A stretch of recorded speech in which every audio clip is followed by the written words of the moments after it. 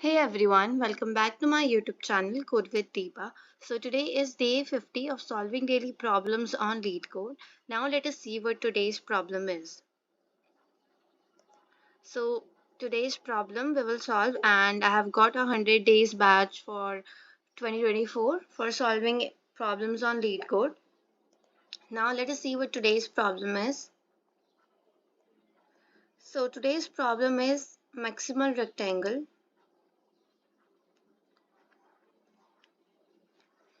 Now let us read this problem and try to understand what it is all about.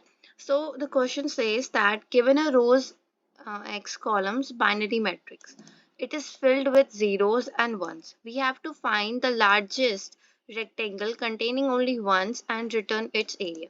So there's a matrix given to us which is a binary matrix, which means this matrix contain only 0 and 1 in it. So we have to return a maximum rectangle whose which is containing all ones in it. There is no 0 present, and we have to return its area. So in this given matrix, you can see that this part 1 1 1 and down 1 1 1 is creating the maximum rectangle. Rest anywhere in this matrix, you can't create any other rectangle which only contains one. There are so many rectangles forming, but uh, we need only those rectangles which contain one, and we have to return its area. So the maximal rectangle is shown in the above picture, and if matrix contains 0, then in that case you have to return 0. If matrix contain 1, that means you have to return a single value only. So now let us try to code this problem. So now let us first understand this problem. Okay, so I have taken the example matrix here, in which you can see that this matrix contains zeros and 1 in it. Okay, so to solve this problem, we will use DP and stack. So in DP, what we will do, that we will traverse this given matrix row by row. First, I will traverse the first row, then I will traverse the other row, and one by one, we will traverse each of the rows present in it. So why we are traversing the rows in it? So that we can calculate the maximum possible height of rectangle bar for the given row. Uh, or we can say we are trying to calculate the maximum possible histogram for a particular row. So for row 1, if I say, and if I plot on a straight line, if I plot a graph, and which previously we have solved a problem of trapping the rain water, in which we were given some histograms of height, and we have to calculate the maximum area possible or total area in which water can be trapped. So a similar kind of approach we'll use here. In first row, you can see that the first value is 1. So if it is 1, then I will draw a bar of height 1, let's say. So this is my first bar of height 1. Then you can see the next value is 0. So my bar will remain here 0. Again, the next bar height is 1. So my DP will store 1 for this, and 0 and 0. Now, after traversing this row, we will again traverse the next row. So while we are traversing the next row, the first value is 1.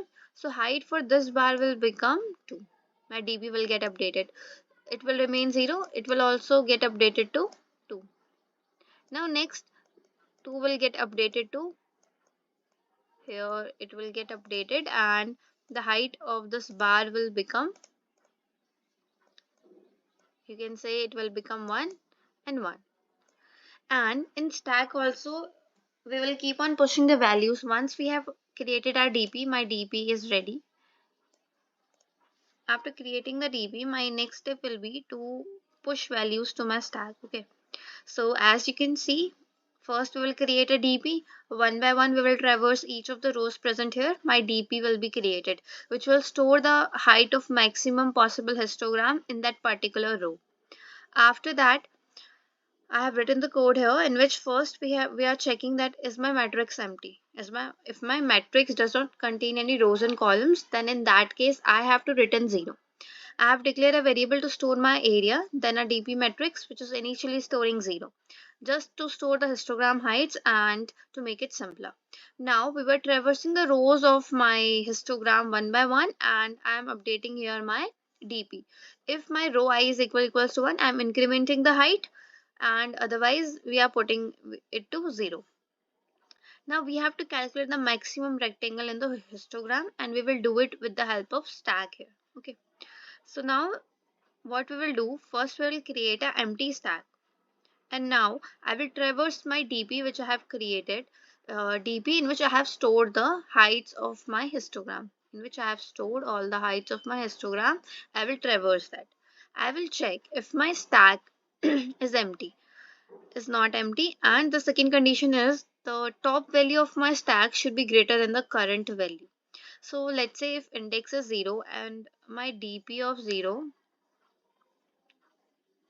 for example, my dp of 0 is storing here 2, and my stack top is storing uh, my stack will be storing the index, which can be any value ranging 0, 1 and 2. So it will be storing the index for each value, which for which this part will not be calculated.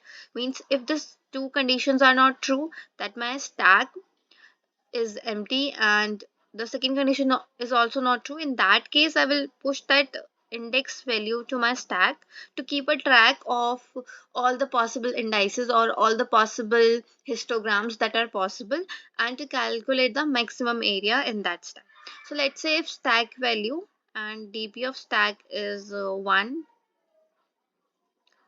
if dp of stack is 1, that means if it stores 1, and the condition here will be checked will be 1 is greater than 2, which is false. So this loop will not run, and my stack will be inserted one value to my stack.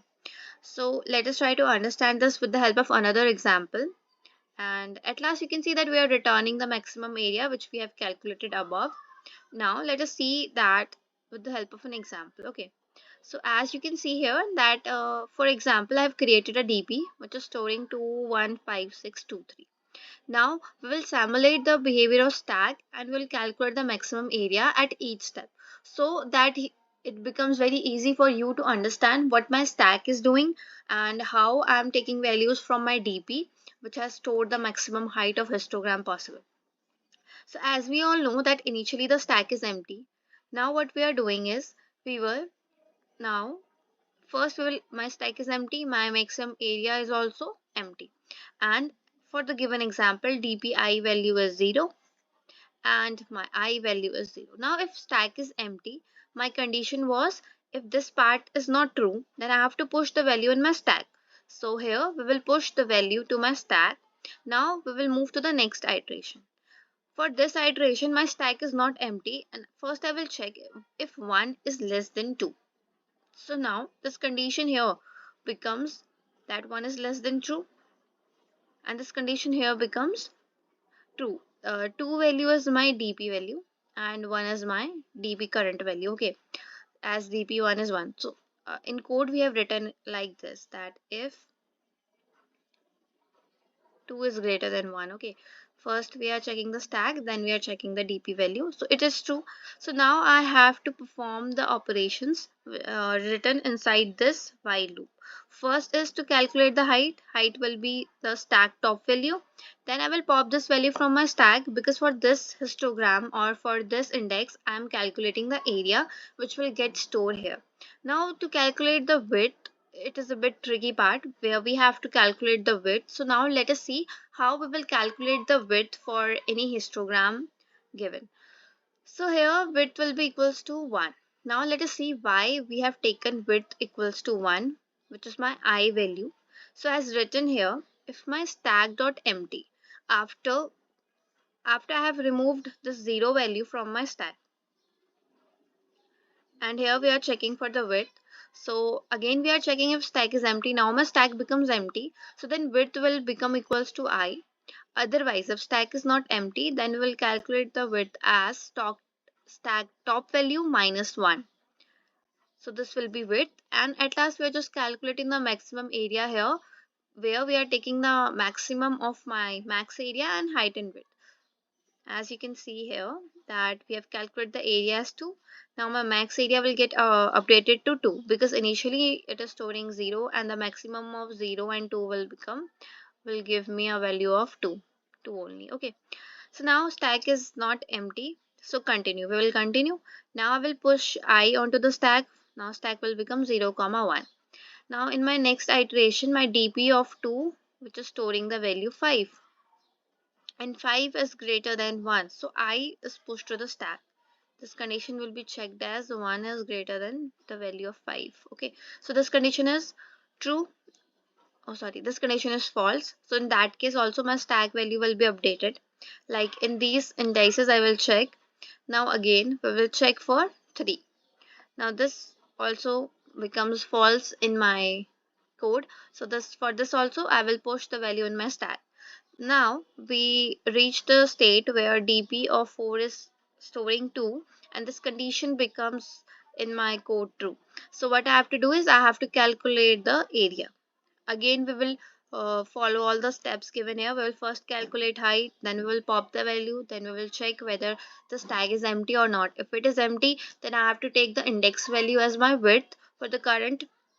Let's say if this is my histogram and its height is 5, and the next histogram its height is 4. So for this my width will become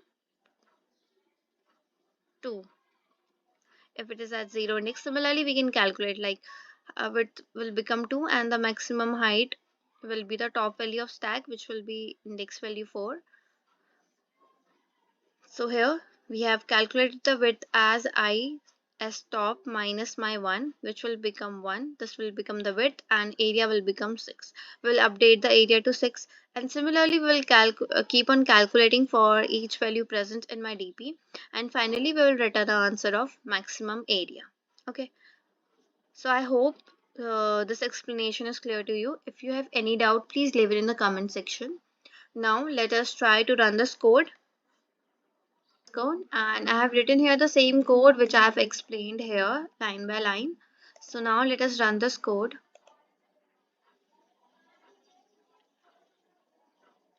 It is accepted. Now let's just submit this.